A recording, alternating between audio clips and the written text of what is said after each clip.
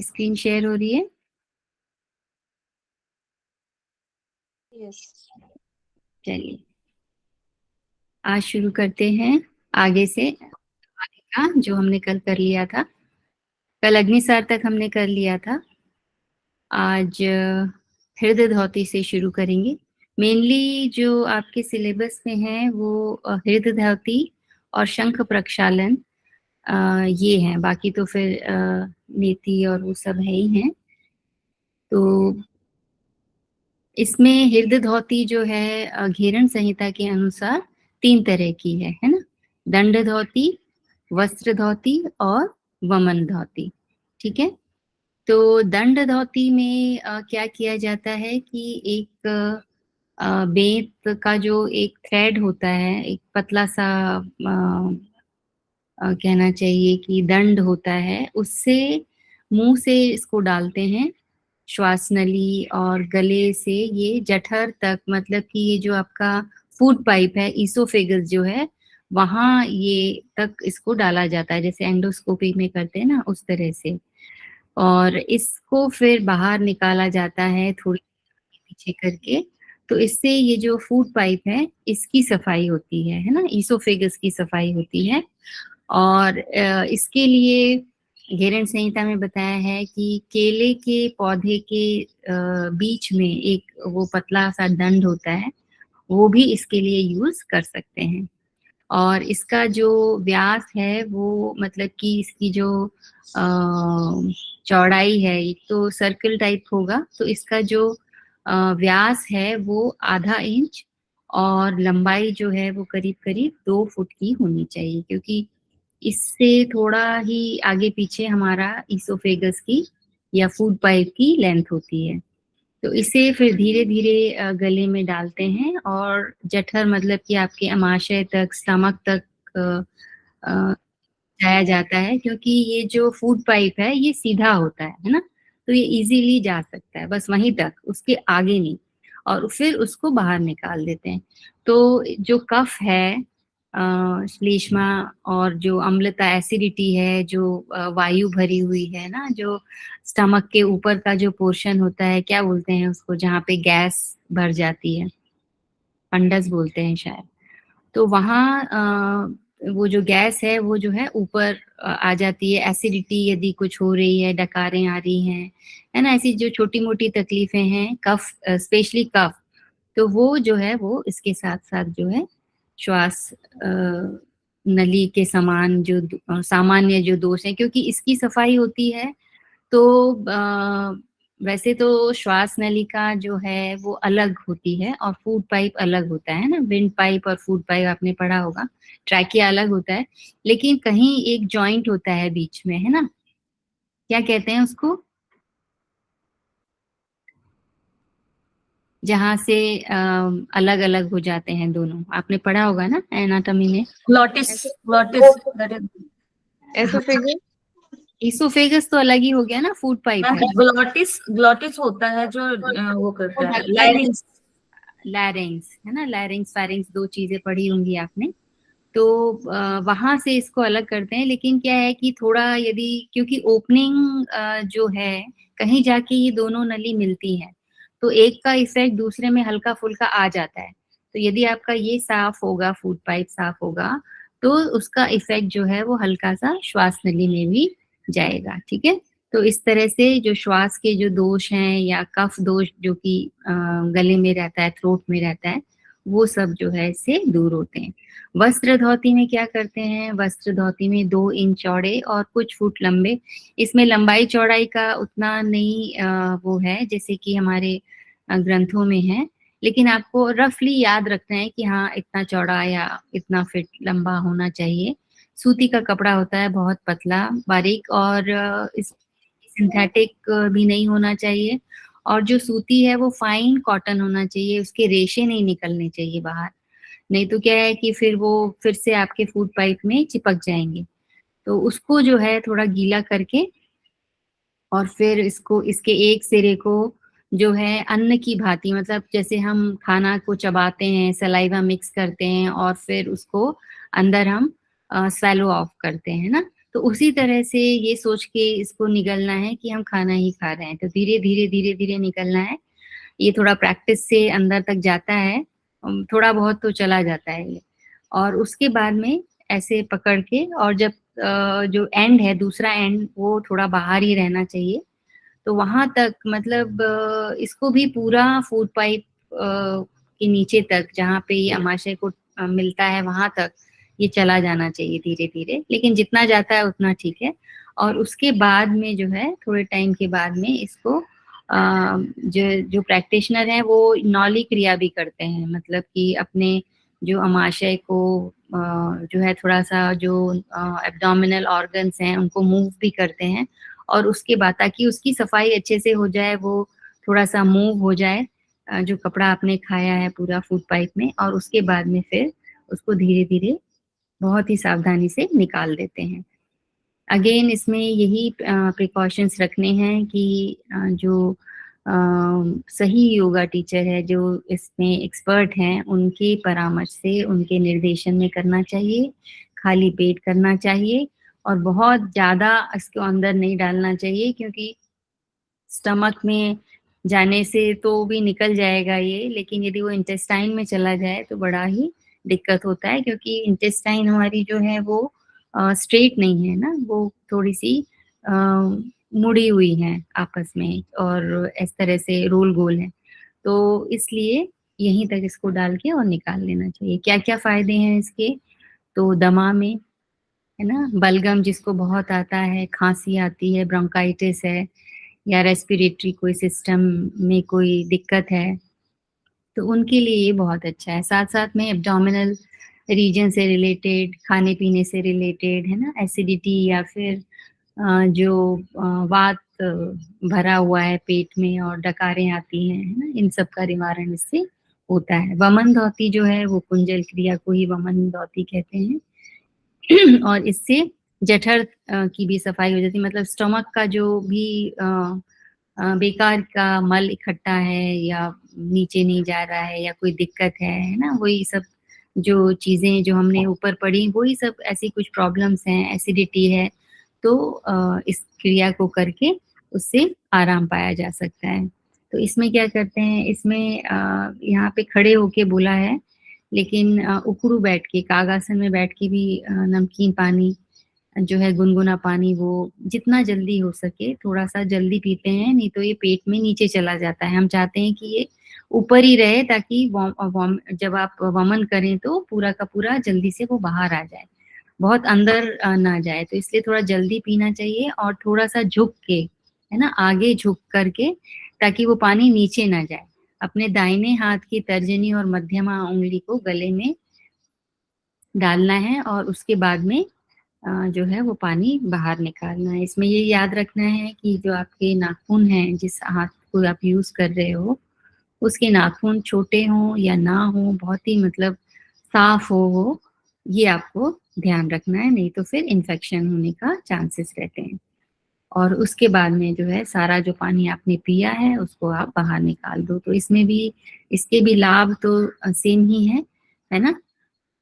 और इस क्रिया को भी आपको खाली पेट ही करना है, और 20 मिनट तक, मतलब आधा घंटा 20 मिनट तक कोई भी खाना नहीं खाना है, क्योंकि वही जो आपका लुब्रिकेशन है, जो आपका लाइनिंग है, इंटरनल लाइनिंग जो है फूड पाइप पे, वो सारी जो है वो वमन से निकल जाती है। तो इसलिए थोड़ा-सा रेस्ट करके और फिर आपको हल्का खाना खाना है।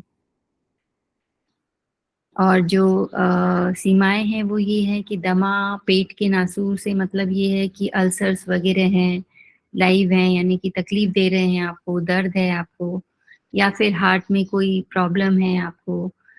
क्योंकि ये जो धौती हम पढ़ रहे हैं ना, ये हृद धौती है, मतलब इससे हार्ट की भी का भी कहीं न कहीं कुछ रिलेशन है इसका ना, उसके रोग भी उसकी जो तकलीफ़ें हैं वो भी दूर होती हैं। तो यदि आपको हार्ट में ही प्रॉब्लम, हार्निया है, तो फिर आपको बहुत केयरफुली करना चाहिए, और किसी के निर्देशन में ये काम करना चाहिए। लाभ जो है वो सेम ही है, कि जो एसिडिटी है या वायु का कोई विकार है, वो सब जो है इससे खत्म होते हैं। और कफ दोष भी जो है वो दूर होते हैं। कास रोग मतलब कि खांसी है यदि आपको, है ना, ब्रोंकाइटिस से रिलेटेड कोई इश्यू है, एस्थमेटिक हैं, तो ये सारी चीज़ें इससे जो हैं वो सही होती हैं। व्याघ्र क्रिया और उसमें वमन में, दोनों में ही वमन होता है। फ़र्क इतना है कि जो वमन क्रिया जिसे कुंजल कहते हैं, उसमें आपको खाली पेट करना है, और व्याघ्र क्रिया जो है वो पर्पज़ली की जाती है जब आपका खाना आपने खा लिया और आपको तकलीफ़ हो रही है या लगा कि कुछ गलत खा लिया, तो फिर आप व्याघ्र क्रिया करते हैं। तो ये एक इसमें जो है वो डिफ़रेंस है।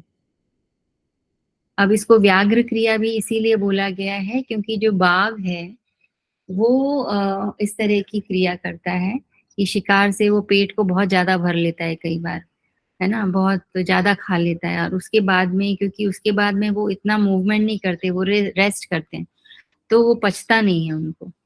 तो पचने के नहीं पचे हुए खाने को वो जो है इस वमन से बाहर निकाल देते हैं। और हमें जो है वो अ, ज़बरदस्ती ये क्रिया करनी पड़ती है ना? कि हमें उसको बाहर निकालना है। हमारे पास वो ऐसा कुछ नेचुरल अ, हमारे पास स्किल नहीं है कि हम कभी भी हमने गलत खाया और हम वॉमिट कर लें। तो उसके लिए हमको थोड़े एफर्ट करने पड़ते हैं, और उसके लिए आपको क्या करना है, वही पानी पीना है, और उसके बाद में आपको उसको निकाल देना है। यदि आपको कभी आपने ऐसा खाना खा लिया कि आप अनकंफर्टेबल फ़ील कर रहे हो, या आपको ऐसा लग रहा है कि ये पचेगा नहीं, या मुझे तकलीफ़ हो रही है ना? बहुत ज़्यादा एसिडिटी हो रही है या और भी चीज़ें हैं, तो उसमें फिर आप ये क्रिया से आप उसको बाहर निकाल सकते हैं। और इसको जो है भोजन के बाद जो है बहुत ज़्यादा लंबा वेट नहीं करना है, जितना जल्दी आप हो सके उस इस क्रिया को कर लें और कुंजल की तरह इसको बाहर निकाल दें खाने को। अब इसमें ये है कि जो नियम के अनुसार इसके बाद चावल की खीर खाई जाती है, लेकिन मुझे लगता है ये इसलिए खाई जाती होगी क्योंकि उसमें ल्यूब्रिकेशन है, वही चीज़ है। और वो पतली बनती थी उस वक़्त, तो और शुद्ध रहती थी, तो उसका उस चावल भी बहुत डिफ़िकल्ट नहीं हो जाता है डाइजेशन के लिए, तो उससे आपको मधुरता भी मिल जाती है, और जो थोड़ा-सा लुब्रिकेशन आपके जो फूड पाइप को चाहिए, वो भी मिल जाता है, तो इसलिए शायद पहले ऐसा कुछ रखा होगा, है ना?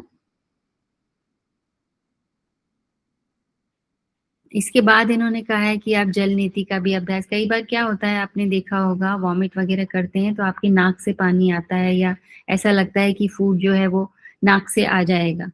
तो वो उसका रीज़न वही है कि ये जो दोनों पाइप है ना, हमारे फूड पाइप और हमारा विंड पाइप, ये कनेक्टेड हैं, तो कई बार बहुत फ़ोर्सफुली कुछ आता है तो थोड़ा बहुत वो जो है नोज़ में भी आ जाता है।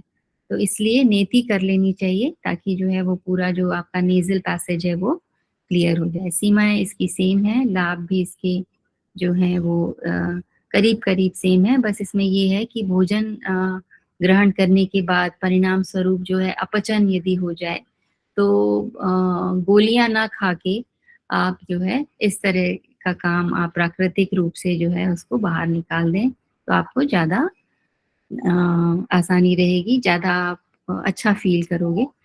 मूल शोधन वैसे सच तो सिलेबस में आपके नहीं है, लेकिन आपको पता है कि इससे जो रेक्टम पोर्शन है, गुदा पोर्शन है, उसकी सफाई होती है, और इसके लिए जो है हल्दी के पौधे को औषधि के रूप में, क्योंकि हल्दी में बहुत सारे गुण होते हैं ना, इन्फ्लेशन यदि कहीं है, एंटीसेप्टिक का भी इसमें जो है गुण होता है।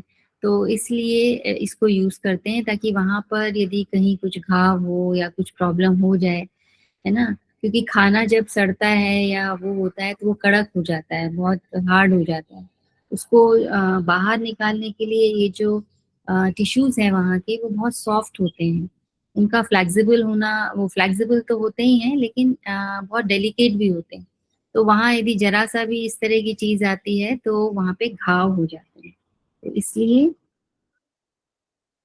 जो है हल्दी की जड़ का यूज़ जो है वो किया जाता है वहाँ पे। बस आप ये जो है चीज़ याद रखेंगे।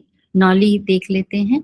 नौली वैसे तो एक ही तरह की है, भ्रमर नौली, लेकिन प्री प्रैक्टिस के रूप में आप इसको कह सकते हैं कि मध्यम नौली जो है वो उसमें क्या है, इसमें पैरों को जो है परस्पर थोड़ा सा दूर रख के इसको स्टैंडिंग उत्तकट आसन कहते हैं, है ना, जिसमें आपका जो बॉडी है, फ्रंट बॉडी जो है वो सामने की ओर झुकती है थोड़ा, और पूरा जो बॉडी का वेट है वो आप हाथों से, पाम से आप अपने नी पे रखते हैं, ताकि आपका जो एब्डोमिनल रीजन है वो थोड़ा सा रिलैक्स हो जाए, उस पे कहीं कोई वेट या ऐसे भार ना रहे। और उसके बाद में आप पूरा ध्यान लगा के, आपको पहले उद्यान बंद लगाना है, मतलब पूरे ऑर्गन्स को खींचना है। उद्यान बंद में क्या करते हैं, हम बाह्य कुंभक लगाते हैं, पूरी सांस को बाहर अच्छी तरह लेके और बाहर निकाल देना है। और उसके बाद में वैसे तो जालंधर बंद भी लगता है, यहाँ पे भी इन्होंने लगाया है ना। और फिर उद्यान बंद लगाना है आपको, पूरी तरह से पेट को, मसल्स को, ऑर्गन्स को अंदर की तरफ, पीठ की तरफ, स्पाइन की तरफ खींचना है। और उसके बाद में फिर धीरे धीरे जो ऑर्गन्स हैं आसपास के, उन सब को सेंटर में लाने की कोशिश करना है ना। ये फर्स्ट अभ्यास है जिसको मध्यम नौली कहा गया है। उसी के बाद में धीरे धीरे जब इसकी प्रैक्टिस हो जाए तो फिर सारे ऑर्गन्स को बाईं ओर ले जाना है, जिसको वाम नौली कहा गया है। उसके बाद में फिर प्रैक्टिस आपकी है, अच्छी हो रही है, उसके बाद में फिर धीरे धीरे ट्राई करना चाहिए कि ये सारे ऑर्गन्स जो हैं, सारी जो स्नायु हैं उधर के, वो दाहिनी ओर चले जाएं। इसको बोला है दक्षिण नौली। ठीक है, ये आप याद रखेंगे, वाम नौली मतलब कि बाईं ओर, और दक्षिण नौली का मतलब है दाईं ओर। ये ऑर्गन्स को ले जाना है। अब जब आप को इनमें परफेक्शन आ जाए तो फिर क्या करना है आपको, धीरे धीरे कंटिन्यूएशन में ना, मीडियम, वाम और दक्षिण, इसमें ऑर्गन्स को ले जाना है। तो एक भ्रमर की तरह एक सर्कुलर मूवमेंट आता है उसमें। आपने देखा होगा कई एक्सपर्ट्स जो हैं, योगाचार्य जो हैं, वो बड़े अच्छे से वीडियोस में डालते हैं इसको, कि पूरी तरह से आपको समझ आता है कि हाँ, ये सारी जो ऑर्गन्स हैं वो इधर उधर इस तरह से मसल्स जो हैं वो मूव कर रही हैं। तो ये सारी जो प्रोसेस है, ये बाह्य कुंभक लगा के और उद्यान बंद लगा के और फिर ये सब चीजें करनी है। इससे फायदे जो हैं, अच्छा, इसके पहले आपको 2-3 चीजें में आप को परफेक्शन लाना चाहिए, वो है अग्निसार और उद्यान बंद। ये दोनों चीजें जब आप कर लेते हो तो उसके बाद में की स्टेज में फिर आप नौली कर सकते हैं, क्योंकि इसके ये जब तक सिद्ध नहीं होगा, ये जब तक परफेक्ट नहीं होगा, तब तक नौली का अभ्यास जो है वो सही तरीके से नहीं हो पाता है। अब कुंभक जो है वो सब अपने अपने हिसाब से, अपनी क्षमता के हिसाब से लगाएंगे, तो 2 बार 3 बार जो है इसको रिपीट कर सकते हैं। यदि आप कम कुंभक लगता है या कम टाइम तक आप जो है ब्रीथ को होल्ड कर सकते हैं, तो 3 आवृत्तियां इसकी काफी होती हैं। अब इसका जो अभ्यास है वो रोज करना चाहिए, दीर्घकालीन अभ्यास जो है वो अनिवार्य है। नहीं तो क्या होता है कि फिर आप यदि अभ्यास नहीं करते हैं तो फिर वो चीज़ धीरे धीरे आपकी बॉडी अडाप्ट नहीं करती, और वो जो प्रैक्टिस है वो छूट जाने से वो क्रिया जो है वो परफेक्ट नहीं हो पाती है। और 3 माह के उपरांत आप चतुर्थ अभ्यास करने में सफल हैं तो उन्नति अच्छी है। मतलब इस सब चीज़ों को ना, हमने पढ़ तो एक साथ लिया, लेकिन इन सब चीज़ों को करने में, नौली को करने में काफ़ी अभ्यास की ज़रूरत है। आप रोज़ करेंगे तब जाके आप लास्ट स्टेज पे, 4th स्टेज पे, यानी कि भ्रमर नौली पे पहुँचेंगे। वही है, सभी क्रियाएँ जो हैं वो योग शिक्षक के जो है अच्छी तरह शिक्षा ग्रहण करके और उनके प्रेज़ेंस में करना चाहिए। और इसमें भी, इसको भी खाली पेट करना चाहिए। भोजन के बाद यदि आपको करना है तो 4 से 5 घंटे के बाद आप करिए। और इसमें क्या प्रिकॉशंस रखना है कि जो हाई ब्लड प्रेशर है, क्योंकि इसमें ब्रीथ होल्ड करना है आपको ना, और ये ब्रीथ होल्डिंग जो है वो थोड़ा ज़्यादा होती है, क्योंकि आपको एक प्रोसेस करनी है, तो उसमें थोड़ा-सा टाइम लगता है। तो इसलिए हाई बीपी वाले लोगों को नहीं करना चाहिए। साथ में जिनको स्टमक की प्रॉब्लम, जो स्टमक के लिए है ना, ये पूरा एब्डोमिनल रीजन के लिए है, तो यदि स्टमक में कोई प्रॉब्लम है या एब्डोमिनल रीजन के कोई ऑर्गन में आपको कोई प्रॉब्लम है, अल्सर है, स्टोन है या कोई दर्द है ना, अपेंडिसाइटिस है, हर्निया है, तो इस केस में ये अभ्यास बिल्कुल नहीं करना चाहिए, क्योंकि ये उन्हीं उन्हीं रोगों को ठीक करता है। लेकिन आप पहले से यदि रोगी हैं तो उस केस में ये अभ्यास को अवॉइड करना चाहिए। और इसमें एक और लाभ बताया है, उदर के जो रोग हैं उनको तो ये दूर करता है, अच्छा करता है।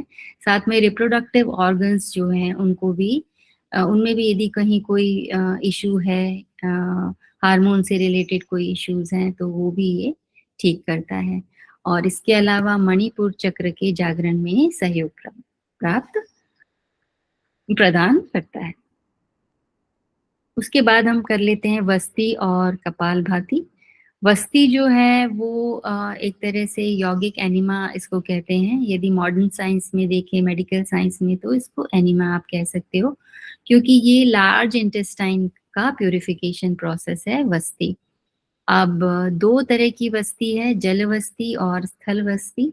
वैसे आजकल और भी तरह से वस्ती कराई जाती है, जल के अलावा भी ऑयल या किसी तरह की औषधि से निर्मित यदि कोई तेल है या पानी है ना, इवन नीम के पानी को भी यूज इसमें करते हैं। डिपेंड करता है आपको किस तरह का रोग है या क्या परेशानी है, उस तरह से ये वस्ती क्रिया जो है वो की जाती है। इसमें जो ट्रेडिशनल वे है इसको करने का, उसमें ये है कि आप नाभि तक के पानी में, आप बहते पानी में, मतलब नदी में का पानी में आप खड़े हो जाइए, मतलब इसको भी उत्कट आसन ही कहते हैं। और हाथों को घुटने पे रखना है। हाथों को घुटने पे रखने से आपकी बॉडी जो थोड़ी है झुकेगी, और जो सारा वेट है वो आपके पाम पे आएगा और आपकी घुटनों पे आएगा। तो जो आपका एब्डोमिनल एरिया है, पैल्विक एरिया जो है वो इजी हो जाएगा, रेस्ट मोड में आ जाएगा। फिर आप जो है गुदा द्वार के संकोचन और अश्विनी मुद्रा इसको कहते हैं ना, संकोचन प्रसारण करने वाली जो है उसको आप करिए। और इसके साथ साथ उद्यान बंद आपको लगाना है, और नौली क्रिया जो है ये आपको करनी है। इस तरह से करनी है कि जो पानी है आपके गुदा द्वार से वो आपके लार्ज इंटेस्टाइन तक आ जाए, और आंत में कुछ समय तक पानी को रोकना है, ताकि उसको थोड़ा सा टाइम मिले कि वहां पे जो भी मल इकट्ठा हो गया है या शुष्क हो गया है ना, हार्ड हो गया है, उसको वो थोड़ा सा मतलब पानी मिले और वो उसमें मिक्स हो जाए या लूज हो जाए, और फिर वो बाहर निकले। ठीक है, तो इस तरह से बड़ी आंत की इससे शुद्धि होती है, वायु और मल का निकास होता है, और साथ साथ ब्लड भी प्यूरिफाई होता है, क्योंकि ब्लड को कुछ मिनरल्स और वाटर जो है लार्ज इंटेस्टाइन में जो एब्जॉर्प्शन होता है उससे मिलता है। तो यदि वो मल वहाँ पे बहुत दिनों तक पड़ा है, सड़ रहा है, तो वो धीरे धीरे ब्लड में मिल जाता है, तो अशुद्ध हो जाता है ब्लड। तो इस क्रिया से, क्योंकि मल ही खत्म आपने कर दिया, तो फिर जो ब्लड है वो भी उसमें उसकी शुद्धता भी बढ़ जाएगी। तो प्राणायाम के उच्च अभ्यासी इस क्रिया का अभ्यास ताप को शून्य करने के लिए करते हैं। प्राणायाम के उच्च अभ्यासी इस क्रिया का अभ्यास ताप को शून्य करने के लिए करते हैं, मतलब कि उसकी वजह से यदि कुछ टेम्परेचर में आपकी बॉडी में कुछ वो परेशानी हो रही है, या मल जो है वो ब्लड में आ गया, तो उसकी वजह से जो टेम्परेचर आपकी बॉडी का बढ़ जा रहा है, तो उसको ये जो है क्रिया खत्म करती है। उसकी वजह से कोई दिक्कत जो है टेम्परेचर इम्बैलेंस में नहीं होनी चाहिए। इसका एक अभ्यास जो है वो ये भी है कि एक छोटी सी नली को भी आप गुदा द्वार में डाल के और फिर पानी को अंदर लार्ज इंटेस्टाइन तक ले जा सकते हैं। स्थल बस्ती जो है वो उसमें जल या किसी ऐसे लिक्विड का यूज नहीं होता है, बल्कि ये एक आसन में किए जाती है। इस आसन को आपने याद रखना है। स्थल बस्ती जो है वो पश्चिमोत्तान आसन में की जाती है, और गुदा द्वार से आंतों में 25 बार वायु को खींचते हुए अश्विनी मुद्रा की जाती है। वायु आपको गुदा द्वार से ही खींचनी है, अश्विनी मुद्रा में खींचनी है, अपने गुदा का संकुचन प्रसारण करते हुए इसको खींचनी है, और उसके बाद वहीं से जो है वो वायु को निकाल देना है आपको।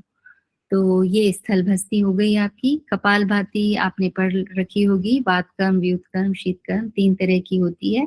वातकर्म जो हम अक्सर अपने प्रैक्टिस में करते हैं वायु के द्वारा, वो वातकर्म है। व्युत्कर्म मतलब कि अपोजिट, व्युत मतलब कि होता है अपोजिट। तो उस कर्म से कपालभाति करते हैं, बट क्योंकि जनरली हम क्या करते हैं, मुंह से पानी लेते हैं या मुंह से कुछ करते हैं, लेकिन व्युत्कर्म में क्या होता है, नासिका से आपको जल लेना है और मुंह से आपको छोड़ना है, तो पूरा ये पैसेज जो है वो क्लीन होता है। शीतकर्म में आपको क्या करना है, मुंह से लेना है और नाक से निकालना है। तो नेति के आपको नेति के भी जो लाभ हैं वो इससे मिल जाते हैं। त्राटक देख लेते हैं।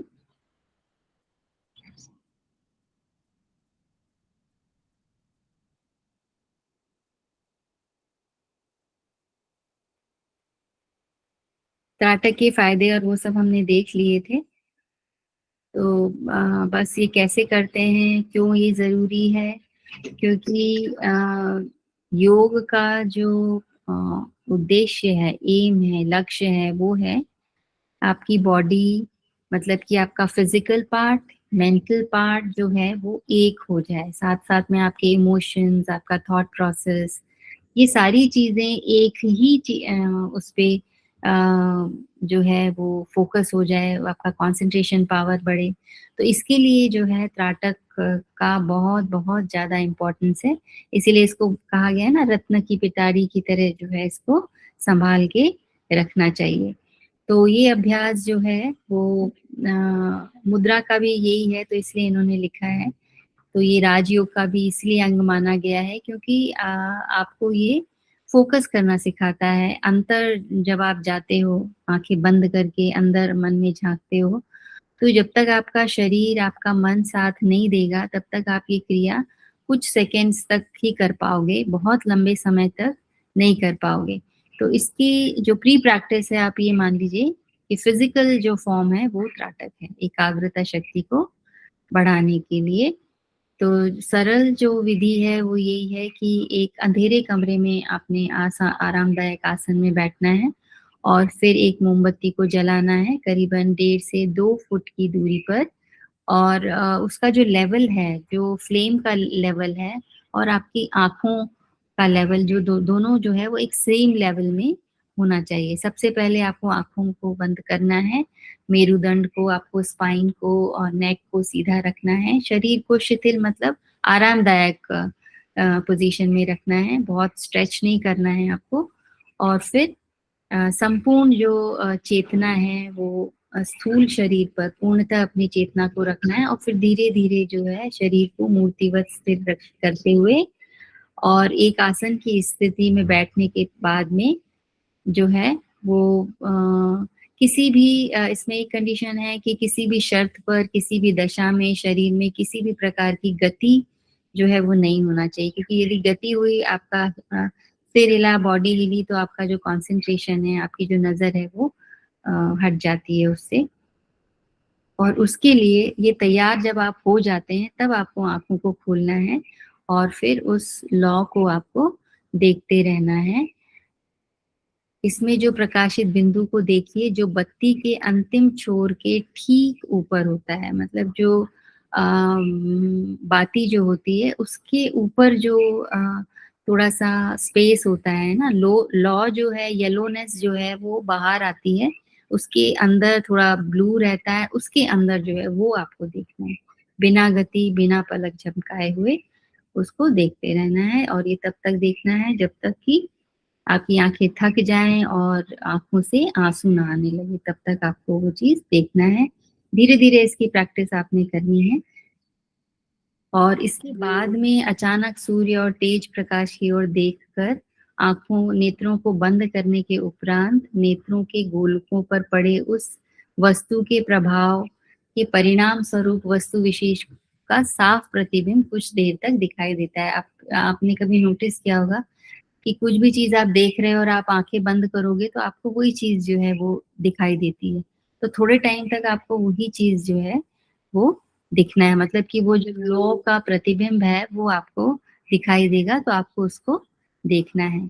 इसे भ्रू मध्य के ठीक सामने या कुछ पीछे स्थित करते हुए उस पर त्राटक जो है वो करना है। और जैसे ही यह प्रतिबिंब फीका या धुंधला पड़ जाए तो फिर नेत्रों को खोलकर बाहरी लो पर त्राटक करना प्रारंभ कर देना है। मतलब ये थोड़ा सा कंटिन्यूअस वे में करना है, थोड़ा बंद किया फिर ध्यान किया उसका और उसके बाद में खोल करके फिर वापस ये देखा। तो लाभ क्या होते हैं इसके? दृष्टि दोष जो है वो दूर होते हैं, है ना, नाड़ियों की स्थिरता आती है और अनिद्रा का निवारण होता है, अशांत मन जो है वो तनाव रहित हो जाता है, आध्यात्मिक शक्ति का इससे विकास होता है। ठीक है, ध्यान की भांति इसका भी अभ्यास जो है वो साधना के रूप में करना चाहिए। ये एकाग्रता बढ़ाता है।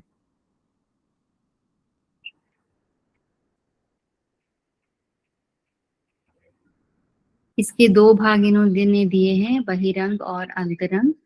तो बहिरंग जो है वो एक लघु बिंदु या पूर्ण चंद्र, या एक्चुअली ये है कि अभी हमने जो त्राटक पढ़ा वो था एक फ्लेम को देख के, लेकिन कुछ प्रैक्टिशनर्स, कुछ योगी जो हैं वो ये कहते हैं कि भाई किसी भी एक चीज पे आप ध्यान करके ये त्राटक को सिद्ध कर सकते हैं। कोई भी एक छोटा सा बिंदु हो, चंद्रमा हो, कोई छाया हो, है ना, नासिकाग्र जो नासिका का अग्र भाग है वो हो, जल हो, अंधकार हो, शून्यता हो, शिवलिंग हो, या कोई भी ऐसी फिजिकल चीज जो आपको दिख रही है उस पे भी आप कर सकते हो। या फिर आप अंतरंग जिसको बोला गया है कि आप आंखें बंद करके भी आप आध्यात्मिक उपस्थिति के अनुभव के साथ जो है वो कर सकते हो। जैसे कि उगता हुआ सूरज है, दर्पण में प्रतिबिंब देख लिया, है ना। तो ये किसी भी एक पॉइंट होना चाहिए, आप किसी पे भी इसको कर सकते हो। अंतरंग में मैंने आपको बताया कि आंखें बंद करके आप किसी भी जो भी आपको इमेजिन करना हो, जो भी चीज, आपके इष्ट देव हो सकते हैं, गुरु हो सकते हैं, उनका कोई सामान हो सकता है ना। जैसे कि कोई एक मूर्ति है, उसका उसकी मूर्ति के ही नेत्र हैं, या उनका कोई माथा माथा है या नोज है, या कोई भी एक चीज पे आप अ, उस पे एकाग्रता रख सकते हैं। 15 से 20 मिनट इसको करना चाहिए। और इसका जो समय है वो 4 से 6 बजे तक का समय जो है सुबह का, वो सबसे अच्छा है, क्योंकि तब बहुत शांति होती है और कोई डिस्टरबेंस, बाहरी डिस्टरबेंसेस जो है वो कम होते हैं। और आसन प्राणायाम के बाद ही इसका अभ्यास करना सही है।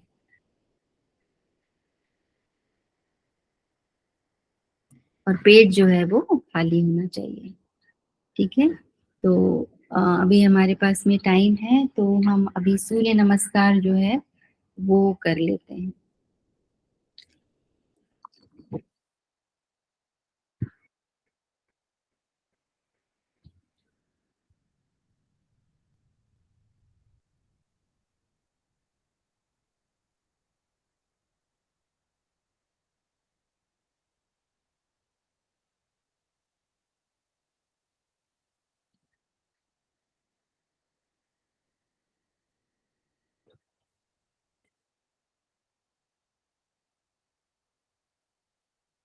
दिखाई दे रहा है ना सबको?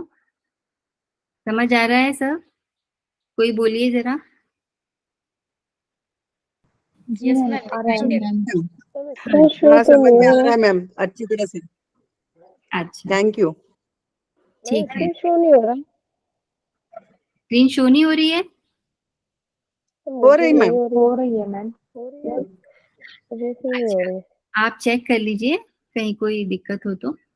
चलिए, सूर्य नमस्कार से भी हम बहुत अच्छी तरह से फैमिलियर हैं कि सूर्य नमस्कार वैसे किसी पुराने ग्रंथों में इसका बहुत ज्यादा वर्णन नहीं है। बाद के जो ऋषि योगी आए उन्होंने जो है इसको डेवलप किया, क्योंकि आप ये ध्यान में होगा आपको कि जो बहुत पुराने ऋषि थे, जैसे कि सबसे पहले जिनका नाम आता है महर्षि पतंजलि का आता है, तो उन्होंने ये फिजिकल प्रैक्टिसेस पे उतना जोर नहीं दिया है। उन्होंने कुछ ही प्रैक्टिसेस बताई हैं, खासकर अपने अंदर की प्रैक्टिसेस पे उन्होंने ज़्यादा फोकस किया, क्योंकि उस समय जो क्लाइमेट है या आपका खान-पान जिसे कहते हैं ना आहार-विहार, वो सब काफ़ी अच्छा था। सिर्फ़ आध्यात्मिकता की तरफ स्पिरिचुअलिटी की तरफ जो है उन्होंने फ़ोकस किया, क्योंकि वही कहीं लैकिंग था, क्योंकि ह्यूमन है ना हम, हमारे कुछ नेचर में है, कुछ चीज़ें इन्हेरेंटली आ ही जाती हैं हमारे पास। तो वो चीज़ें जब बढ़ने लग जाती हैं, जिससे कि हम खुद का तो नुकसान करते ही हैं, सभी का कर देते हैं। तो उस चीज़ को रोकने के लिए उस चीज़ को कि बहिर्मुखता में मत जाओ भई, थोड़ा अंतर्मुख रखो, थोड़ा अपने बारे में देखो, अपने आप को थोड़ा ठीक करो, इस प्रैक्टिसेस पे वो ज़्यादा जोर दे देते हैं। फिर धीरे-धीरे आपने देखा दूसरे ऋषि आए, उन्होंने कुछ आसन्स बताए, उसके बाद में और ज़्यादा आसन्स बताए गए। तो ये सारी जो चीज़ें, उसके अलावा फिर षटकर्म भी आ गया बीच में, कि नहीं अब जो है बाहर और आपका खान-पान और आपका जो एनवायरनमेंट है वो थोड़ा-थोड़ा गड़बड़ हो रहा है, तो आप इसको पहले सुधारो, पहले उसकी शुद्धि करो, उसके बाद में योग के बाकी जो हैं उनकी तरफ आपको जाना है। तो ये सूर्य नमस्कार भी इसी तरह से जो है सीक्वेंस में डेवलप हुआ है। तो इसमें हमें सबको पता है कि 12 स्थितियाँ होती हैं। कितने आसन होते हैं, एक जो हम अ, फ्रीक्वेंटली या जनरली जो हम सूर्य नमस्कार करते हैं, वेरिएशंस तो इसके बहुत सारे हैं, लेकिन एक जो स्टैंडर्ड है उसमें कितने आसन होते हैं? 8 आसन। 8 होते हैं कि 7 होते हैं? 7 है मैम, 7 7 होते रिपीट हैं। होते हैं बाकी। हाँ, 7 7 5 रिपीट होता है, 7 है 5 मैम। रिपीट होते हैं मैम। हाँ, बिल्कुल ठीक है। ये याद रखना है आपने कि 7 आसन होते हैं, उसमें 5 जो हैं वो रिपीट होते हैं। अब ये जो 5 स्थितियाँ हैं, अब ये सूर्य नमस्कार हमने अभी तक बहुत कुछ पढ़ा सूर्य के लिए कि वही लाइफ का जो है सबसे बड़ा जो है एक तरह से माध्यम है, उसके बिना कुछ भी संभव नहीं है। तो वही एक तरह से आत्मा, वही प्राण, मतलब जो भी संज्ञाएँ दी गई सूर्य को, तो वो सूर्य की जो किरणें हैं वो कुछ समय तक मतलब पूरा दिन नहीं, पर कुछ समय तक वो आपके लिए बहुत-बहुत ज़्यादा फ़ायदेमंद होती हैं, ख़ासकर सुबह की या फिर थोड़ा शाम की, डिपेंड करता है किस सीज़न की बात है। तो ये जो नमस्कार है ये सूर्य के सामने किया जाता था, है ना? जो सनलाइट जैसे सुबह उगता है 6 बजे 7 बजे, तो उसके सामने ये प्रैक्टिसेस की जाती थी ताकि सनलाइट का जितना भी फ़ायदा आपके शरीर को मिले, आपकी हड्डियों को मिले, आपके ब्लड सर्कुलेशन को मिले, वो सारे फ़ायदे आपको मिल जाएँ। तो इसलिए ये आसन जो इसको नाम दिया गया सूर्य नमस्कार, है ना? इसका आध्यात्मिक प्रभाव तो यही है कि आपका आप क्योंकि वो इतना कुछ आपको दे रहे हैं, तो आप भी उसके लिए रिस्पेक्ट भी आप उनको दो और फिर उसकी जो चीज़ वो दे रहे हैं, वो भी चीज़ आप पूरी तरह से ग्रहण करो। तो 12 स्थितियों से ये जो है मिलकर बना है और इसी 12 स्थितियों को 2 बार जो है वो दोहराया जाता है। तो टोटल जो एक सूर्य नमस्कार है उसमें 24 स्थितियाँ जो हैं वो आ जाती हैं। एक बार हम एक पैर से करते हैं और दूसरी बार हम दूसरे पैर से करते हैं। तो इस तरह से अब इन को मंत्रों के साथ जो है वो किया जाता है। इसमें इसमें ये लिखा है कि मंत्र को दोहराने से मंत्र को पढ़ने से एक्चुअली क्या चीज़ मिलती है? तो मंत्र को दोहराने से मन पे, मंत्र मना ही मन से है ना? तो मन पर इसका जो है वो शक्तिशाली और तेज प्रभाव पड़ता है, आपका कंसंट्रेशन बढ़ता है, आपका ध्यान उसी पर होता है जो आप कर रहे हो। तो इसके 12 स्टेजेस के 12 मंत्र जो हैं वो हैं, तो मंत्रों के साथ भी किया जाता है। इस पे किस मंत्र पे, किस आसन पे, किस चक्र पे फ़र्क पड़ रहा है, उस चक्र पे भी ध्यान लगाया जाता है। तो इस तरह से जो है ये मनोचिकित्सक भी ये कहते हैं कि ध्वनि के रूप में जो है अपने रोगियों को लंबे समय तक यदि आप सुझाव या आप कुछ इंस्ट्रक्शंस देते हो, तो उसका उन पे फ़र्क पड़ता है। आपने देखा होगा रेलवे स्टेशन, एयरपोर्ट या बाकी जगहों पे कुछ चीज़ें कंटिन्यूएशन में चलती रहती हैं कि यहाँ आएगा, तो आपका दिमाग उस पे रहता है कि हाँ ये करना है, ये नहीं करना है। कई बार कुछ इंस्ट्रक्शंस होते हैं, जैसे ट्रैफिक रूल्स में कई बार अनाउंसमेंट होता है कि भाई आपको यहाँ जाना है, इस तरह चलना है, ये आप मत करिए, इस तरह से रहिए। तो उसका जो फ़र्क है वो सब पे पड़ता है। तो रोगियों पे भी यदि आप इंस्ट्रक्शंस को रिपीट करते हैं, बार-बार उनको बोलते हैं, तो उसका फ़र्क उन पे पड़ता है। तो इसीलिए मंत्रों का फ़र्क भी जो है वो आदमी पे पड़ता है, क्योंकि आपका ध्यान उसकी तरफ जाता है ना? और यदि उस मंत्र में कुछ अच्छा कुछ ज्ञान है या कुछ अच्छा-सा आपके मन पे या आपके शरीर पे फ़र्क पड़ने वाला कुछ कहा गया है, तो वो शुद्ध आध्यात्मिक कारणों को भी वो जो है पूरा करता है। तो इस तरह से आपकी शारीरिक दशा और आपकी मानसिक दशा जो है वो सुधारने में ये मंत्र जो हैं वो बहुत इम्पोर्टेंट रोल प्ले करते हैं। और हर धर्म में कुछ एक वर्ड होता है जो कि आपको सचेत करता है, आपको एक तरह से अच्छा-सा एक वाइब या एक अच्छा-सा सिग्नल देता है। जैसे क्रिश्चियंस में आमीन कहते हैं, ओमेन कहते हैं, है ना? इस्लाम में आमीन कहते हैं, हिंदुओं में ओम कहते हैं। तो ये चीज़ आपको कहीं न कहीं किसी अच्छी एनर्जी से कनेक्ट करता है। तो इस तरह से जो फर्स्ट आसन है वो है नमस्कार आसन या प्रार्थना की मुद्रा।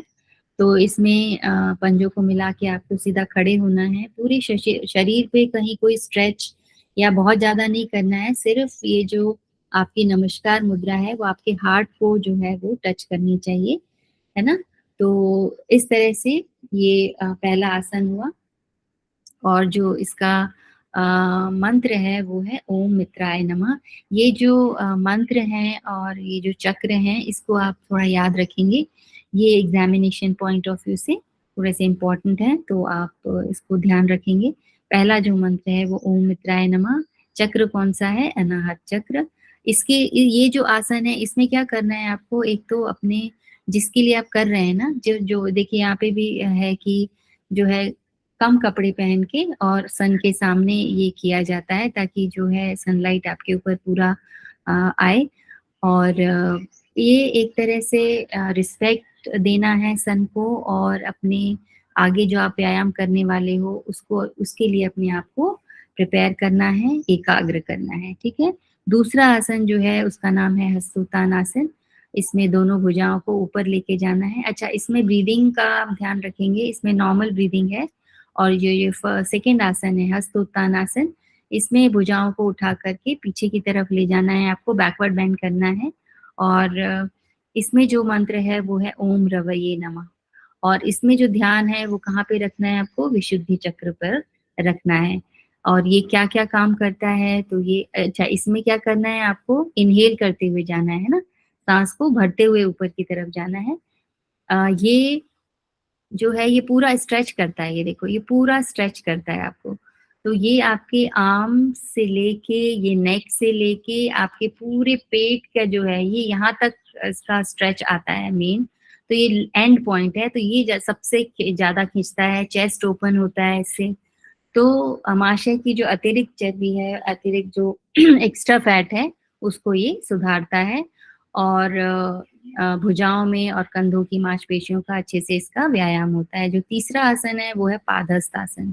पादहस्त आसन में क्या करना है आपको? साँस छोड़ते हुए पूरा स्पाइन को और नेक को, ये जो इन्होंने टच कर लिया है क्योंकि ये अच्छे प्रैक्टिशनर हैं। अदरवाइज़ आपको क्या करना है कि नेक को एकदम, जब आप लास्ट स्टेज आ जाए कि हाँ, इससे ज़्यादा आप फॉरवर्ड बेंड नहीं हो सकते, तब आपको नेक को बेंड करना है अपने घुटनों की तरफ। अदरवाइज़ आपको ये पूरा स्ट्रेट रखना चाहिए, ताकि आपका पोस्चर जो है वो गड़बड़ ना हो। और इसमें एक्सहेल करते हुए जो है हम आते हैं, क्योंकि यहाँ पर भी पेट पे खिंचाव पड़ता है।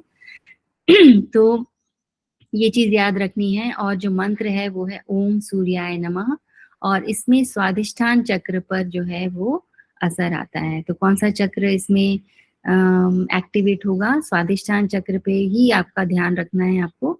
और मंत्र जो है वो ओम सूर्याय नमः। लाभ क्या होगा इसमें? पेट और अमाशय के जो दोष हैं वो खत्म होते हैं, और अमाशय प्रदेश में जो एक्स्ट्रा फैट है वो खत्म होगा।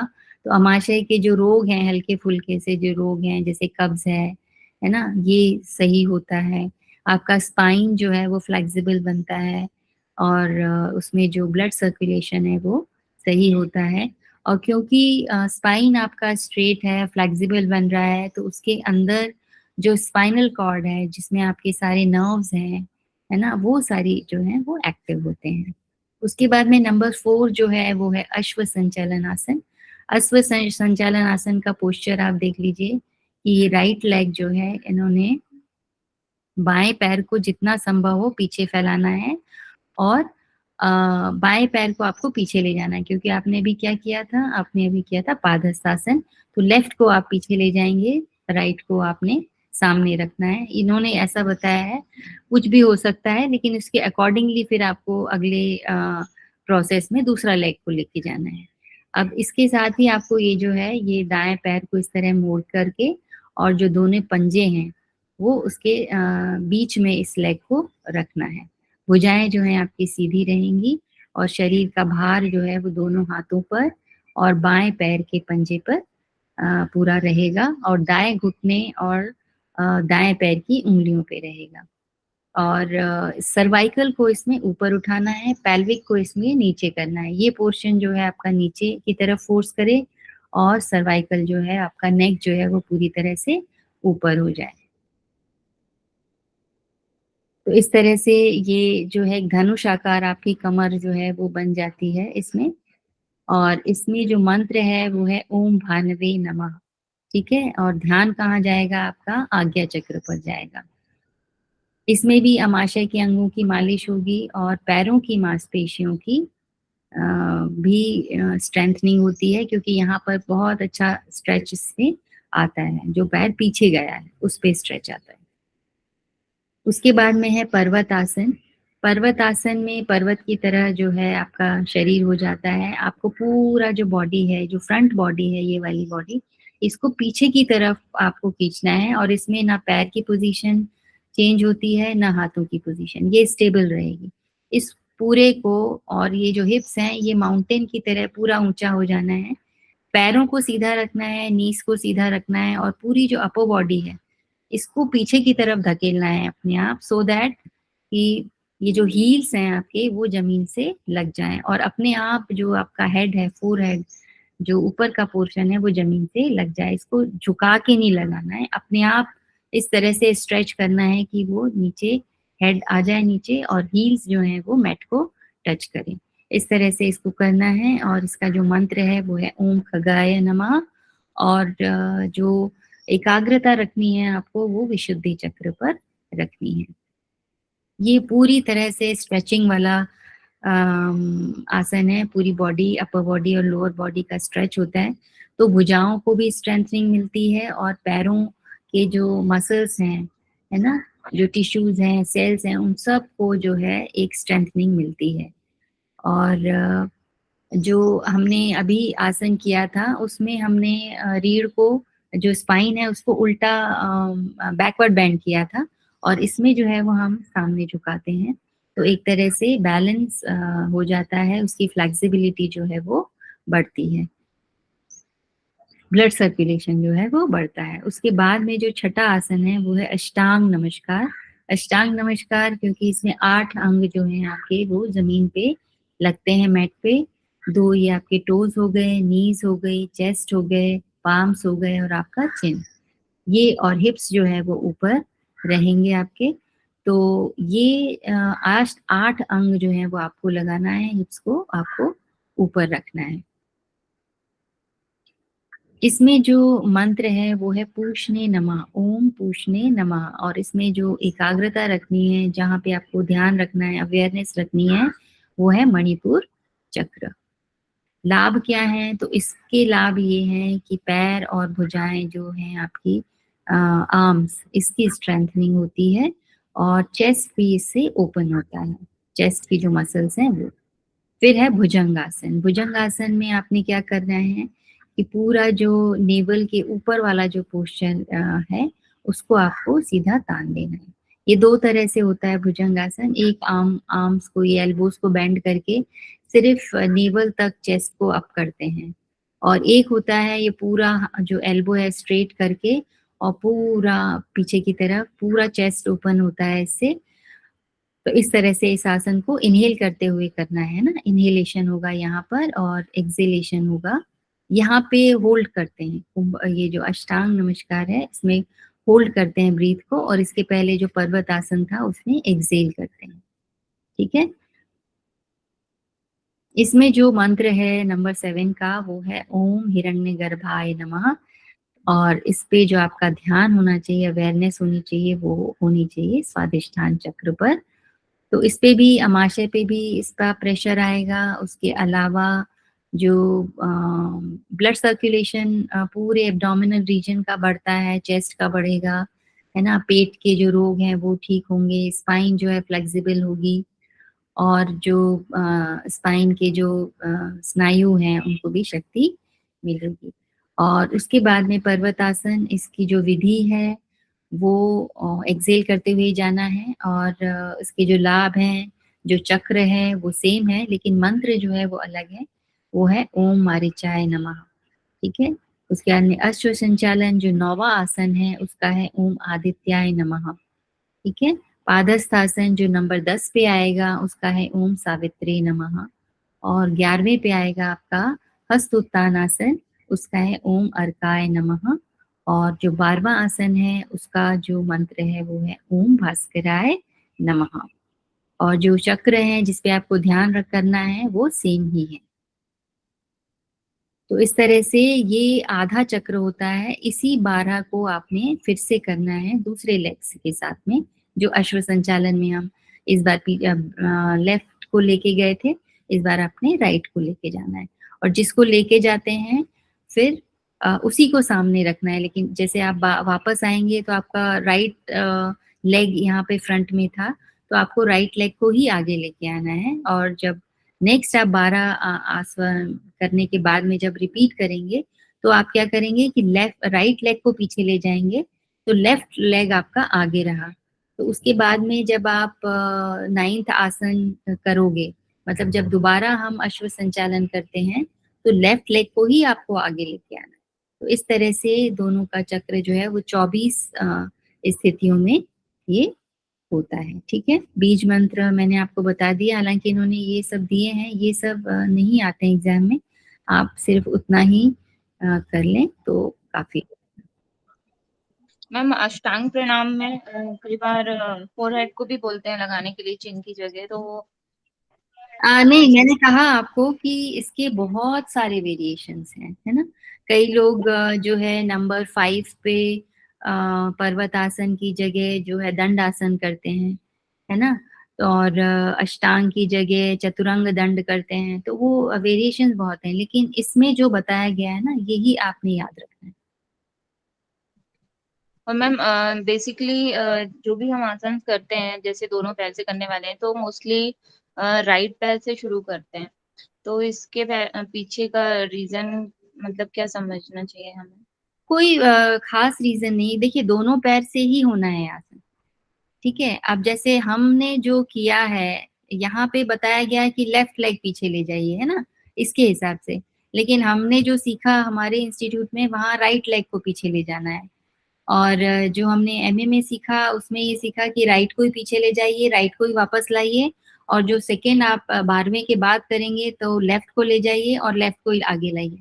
तो वेरिएशंस के बहुत सारे हैं, इसमें आपको ज्यादा दिमाग नहीं लगाना है। इस पे वैसा वाला क्वेश्चन नहीं आता जिसमें कि बहुत सारे जिसके वेरिएशंस हो, जो जिसका एक पर्टिकुलर आंसर ना हो, वो वाले क्वेश्चंस एग्जाम में नहीं आते हैं।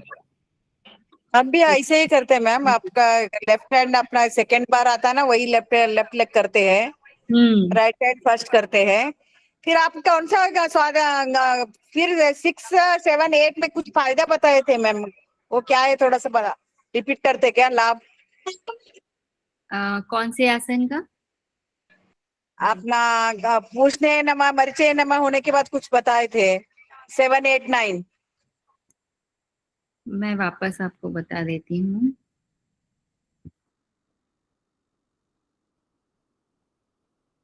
ये है 7 भुजंगासन।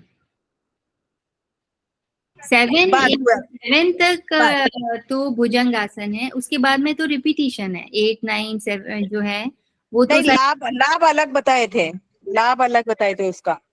इसका अपना नहीं, मरीचे नमः, भास्कराय नमः, सवित्रे नमः, इसका हाँ, इसका मंत्र अलग है, मंत्र अलग है, मंत्र अलग है क्या? हाँ हाँ हाँ। मंत्र अलग मैं है। तो क्या समझी, मैं लाभ ही अलग है, लाभ ना, अलग है मैं समझी थी। नहीं, आसन सेम है ना, आसन सेम है तो आपके आसन सेम है। हाँ, जिस चक्र पे आपको अवेयरनेस रखनी है वो भी सेम होंगे, लाभ भी सेम होंगे। अच्छा। मंत्र अलग है, मंत्र जो है वो 12 जो स्थितियां हैं, 12 के 12 मंत्र हैं, ये मैंने कहा था। मंत्र अलग से मैं अलग, उसका फायदा भी अलग है, मैं ऐसे समझी थी। ना, सॉरी। ठीक है। इसके बाद का कौन सा स्लैट है आपको, और एक बार दिखाई दीजिए मैम। ये पुस्तक कौन सा है आपका? बहुत अच्छा है।